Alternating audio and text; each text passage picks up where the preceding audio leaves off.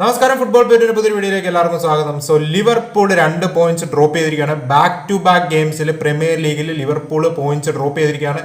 Against Newcastle നമ്മൾ നോക്കുകയാണെങ്കിൽ 2 points drop ചെയ്തു. ഇന്നത്തെ മാച്ചിൽ ഫുള്ളാമിന് എഗെയിൻസ്റ്റ് അതും ഹോമിൽ 2 പോയിന്റ്സ് ഡ്രോപ്പ് ചെയ്തു. മോശം ഒരു സിറ്റുവേഷൻ ആണ് ലിവർപൂളിന് 2 പോയിന്റ്സ് വീതം 2 മാച്ചിലായിട്ട് ഡ്രോപ്പ് ചെയ്തത്. പക്ഷേ അപ്പുറത്ത് ആർസണലും സിറ്റിയും പോയിന്റ്സ് ഡ്രോപ്പ് ചെയ്യുന്നത് അവർക്ക് ഒരു ആശ്വാസം തരുന്ന കാര്യമാണ്. പക്ഷേ ഇന്നത്തെ മാച്ചിലോട്ട് വരുമ്പം 11 പേരുമായിട്ടുള്ള ലിവർപൂളിനെക്കാളും ബെറ്റർ ആയിട്ട് പ്രോബബ്ലി 10 പേര് വെച്ചൊരുങ്ങിയ ശേഷം ലിവർപൂൾ കളിച്ചെന്ന് പറയേണ്ട ഒരു എസ്പെഷ്യലി സെക്കൻഡ് ഹാഫിൽ അത് ബിഗ്ഗസ്റ്റ് പോസിറ്റീവാണ്. ലിവർപൂളിന് ബിഗ്ഗസ്റ്റ് പോസിറ്റീവായിട്ട് എടുത്തുകൊണ്ട് പോകാൻ പറ്റുന്ന ഒരു കാര്യമാണത്. മാച്ചിന്റെ തുടക്കത്തിൽ വെച്ച് തന്നെ നമ്മൾ നോക്കാനായിട്ടാണെങ്കിൽ ലിവർപൂൾ 1 ഗോൾ കൺസീഡ് ചെയ്യുകയാണ്, പുറകെ പോവുകയാണ്. അതിനുശേഷം റോബർട്ട്സന്റെ റെഡ് കാർഡ് ഇൻസിഡന്റ് വരുവാണ്. റോബർട്ട്സന്റെ red card incident direct red ആണ് റോബർട്ട്സന് കിട്ടുന്നത്. ലാസ്റ്റ് മാനായിട്ടാണ് ആൾ വരുന്നത്. സോ അതിനകത്ത് തന്നെ ക്ലിയർ റെഡ് കാർഡാണ്. അതിന് അധികം ആർഗ്യുമെന്റ് ഉണ്ടോ എന്നുള്ള കാര്യം എനിക്കറിയത്തില്ല. റോബർട്ട്സൺ 17-ാം മിനിറ്റ് റെഡ് കാർഡ് കിട്ടിപ്പോവാണ്. സോ അപ്പോൾ സ്കോർ 1-ലാണ്. പെരേര അടിച്ച ഗോളിലാണ് അവിടെ 1-0 ലീഡ് എടുക്കുന്നത്. ആ പെരേര അടിച്ച ഗോളിലാണ് നിങ്ങൾ നോക്കുവാണെങ്കിൽ അവിടെ അർണോൾഡ് മോശം ഒരു ഡിഫൻസീവ് വർക്കാണ്. അതുപോലെ റോബർട്ട്സൺ ബാക്ക് പോസ്റ്റിലും ലാക്ക് ഓഫ് അവയർനെസ് അവിടെ റോബർട്ട്സനെ കാണാനായിട്ട് സാധിക്കും.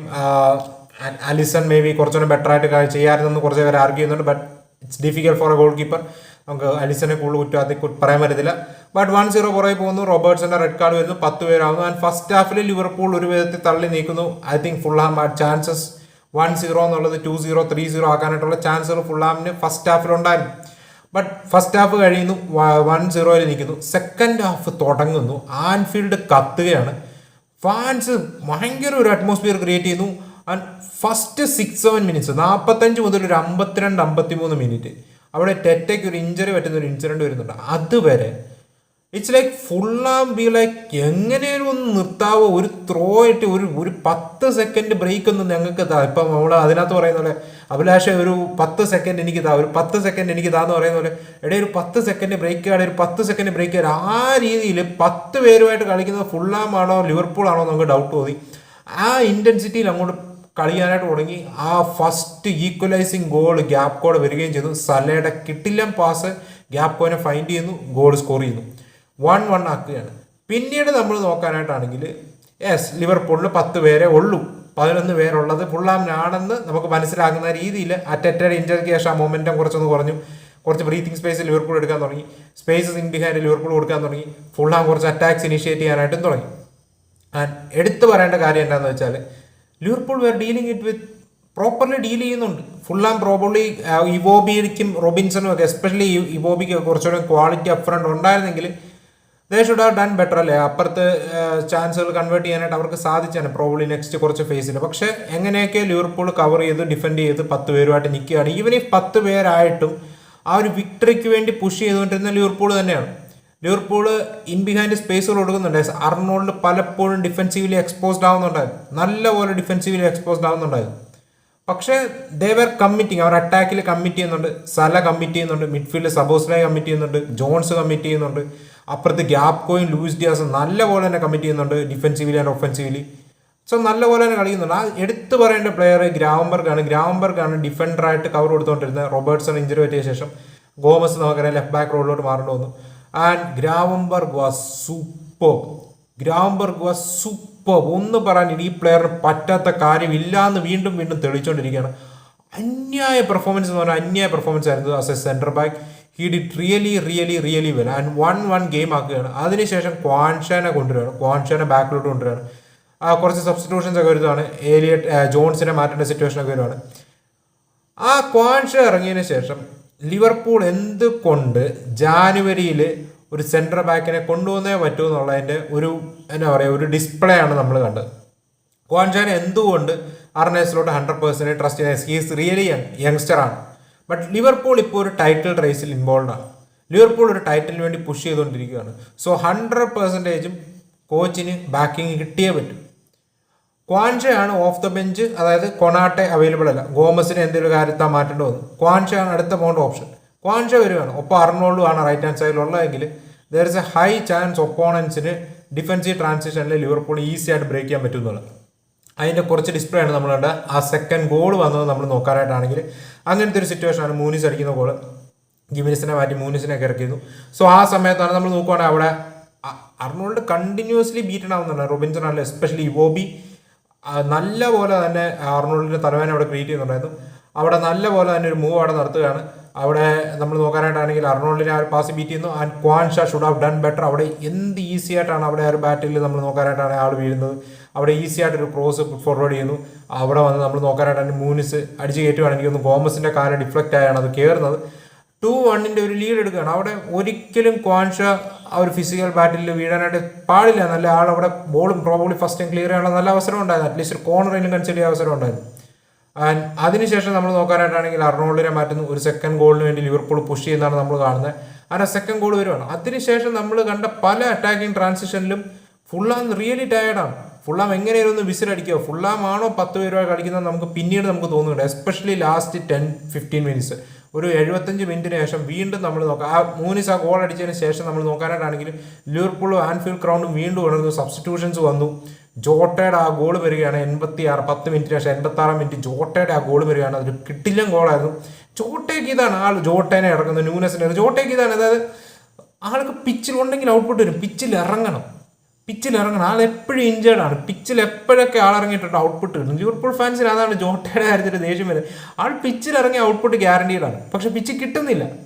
സോ അതേ തന്നെ എങ്ങനെയും വിറ്റ് ഒഴിവാക്കണോ എന്നൊക്കെയുള്ള ഒരു സിറ്റുവേഷൻ തോന്നുമ്പോഴേക്കും ഇപ്പോൾ ഇങ്ങനെ ഇഞ്ചറി മാറി വന്നിട്ട് ഇങ്ങനത്തെ ഒരു പെർഫോമൻസ് കൊടുത്ത് ടീമിന് ഒരു പോയിന്റ് നേടിയും കൊടുത്തു. അതിനുശേഷം ഏലിയട്ട് ഇറങ്ങിയിരുന്നു. ഏലിയട്ടിന് ഒരു നല്ല ചാൻസ് കിട്ടിയിരുന്നു. പിന്നെ ബോക്സ് നമ്മൾ നോക്കാനായിട്ടാണെങ്കിൽ ഡിയാസിൻ്റെ ഒക്കെ ഒരു കിട്ടില്ല മൂവ് ഉണ്ടായിരുന്നു. ഡിയാസ് എങ്ങനെയൊക്കെയോ തട്ടിമുട്ടി ഒരു ഷോട്ട് എടുത്തു, അത് ബ്ലോക്കായി. അതിനുശേഷം ജോട്ട ഒരു ഷോട്ട് എടുത്ത് ബ്ലോക്കായി. പിന്നെ വേറെ ആരൊക്കെയോ എടുത്ത് ബ്ലോക്കായി. അവസാനം സ്ഥലം എന്തിനൊക്കെയോ ശ്രമിക്കുന്നു. അവസാനം ഏലിയറ്റിന് നല്ല 1-2 ഷോട്ട് എടുക്കാനുള്ള അവസരം കിട്ടുന്നു.